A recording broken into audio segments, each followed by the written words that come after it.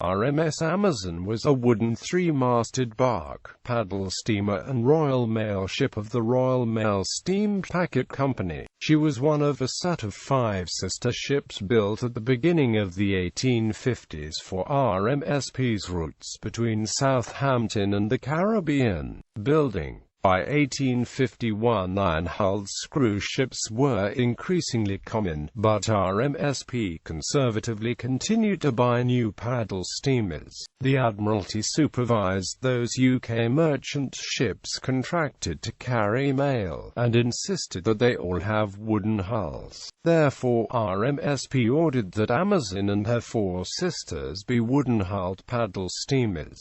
R&M H. Green built Amazon at Blackwall Yard, London. Her keel was laid on 1 September 1858 and she was launched on 28 June 1851. Seawood and Capel of Limehouse built her engines. They were a pair of side-lever steam engines, developing 800 horsepower at 14 revolutions per minute. No figure for her gross registered tonnage is recorded, but it was in the order of 2,900 GRT. Maiden voyage and loss. Amazon was the first of the 5 sister ships to enter service. In December 1851 she reached Southampton to prepare for her maiden voyage. She carried 1,000 tons of coal for her bunkers and loaded several hundred tons of cargo. Her strongroom contained 500 bottles of mercury for use in the production of mining explosive in Mexico and £20,000 worth of specie. The mercury was worth over £5,000 and the total value of the cargo was estimated at about £100,000. In common with many ships undertaking transoceanic voyages in that era, the ship carried livestock on deck and bales of hay to feed them. On Friday 2 January, Amazon, commanded by Captain William Simmons, loaded mail, embarked 50 passengers and late that day she sailed for the Caribbean. In the next 24 hours she twice hove to as her engine bearings overheated. She entered the Bay of Biscay and about 12:40 on Sunday 4 January, smoke was sighted rising from a hatch ahead of her forward funnel. Captain Simmons and his chief officer, Roberts, were quickly on deck and organized crewmen with buckets and a hose to fight the fire. Men started to move hay away from the fire, but after they had moved only 2 bales all that remained a quarter light. Simmons ordered that the engines be stopped and boats launched.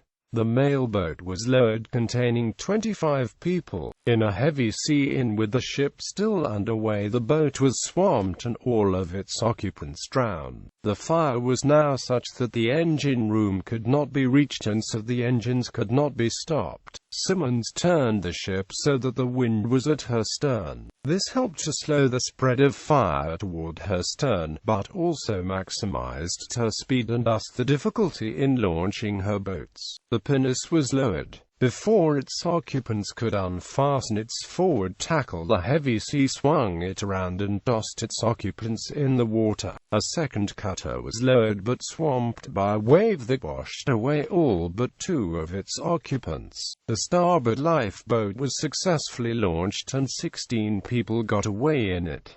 The dinghy was successfully launched carrying 5 people. The fire spread out of control. The starboard lifeboat rescued the 5 occupants of the dinghy and tried to approach the ship to rescue more people, but came in danger of being swamped and so abandoned the attempt. Amazon was still underway, rolling in the heavy sea while Simmons and his crew still tried to keep her course steady. By 4 o'clock the fire brought down the ship's foremast and mainmast.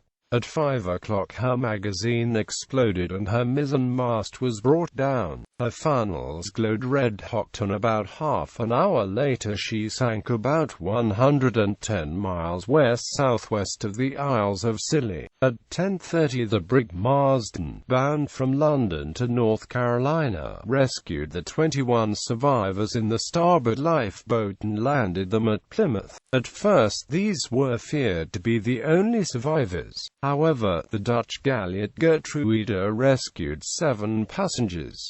17 crew members and a foreman from Seawood and Capelin landed them at Brest on the 5th of January. A second Dutch ship, Helicina, rescued 13 survivors and transferred them to the HM Revenue cutter Royal Charlotte, which landed them at Plymouth on the 16th of January. At the beginning of February, a section of Amazon's timbers, partly charred by the fire, drifted ashore at Falmouth. Deaths and aftermath. Reports of the total number of dead vary from 105 to 115.